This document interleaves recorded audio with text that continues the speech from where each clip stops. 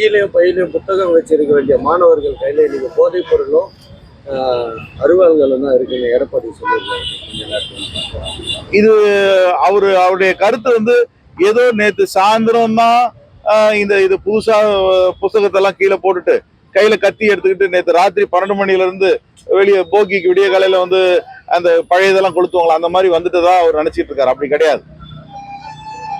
இது வந்து புத்தகம்ன்றது வந்து ஆதி காலத்துல இருந்து புத்தகத்தை படிக்க வேண்டும் என்று எல்லா கல்வியாளர்களும் எல்லா சாதனையாளர்களும் கூறக்கூடிய ஒரு விஷயம்தான். ஆனா இன்னைக்கு இருக்கக்கூடிய அந்த கலாச்சார மோகம், அதனால அதே மாதிரி அந்த சினிமாவின் தாக்கம், இவைகளெல்லாம் கூட்டு கழித்து பார்க்கும் பொழுது இந்த மாதிரி இளைஞர்கள் சில பேர் இதை தறிக்கட்டு இந்த மாதிரி வந்து பாதை மாறி செல்கிறார்கள். அதற்காக அரசாங்கத்தை ஒட்டுமொத்தமாக அவர் இது மாதிரி குறை சொல்வது ஏற்புடையது அல்ல.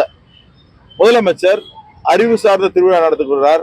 அதே போல ஒவ்வொரு இடத்துலயும் வந்து டிஸ்ட்ரிக்ட்ல இடத்துல ஹெட் குவார்டர்ஸ்ல எல்லாம் வந்து புத்தக திருவிழா நடத்திட்டு இருக்கிறாரு, கலை திருவிழா நடத்திட்டு இருக்காரு.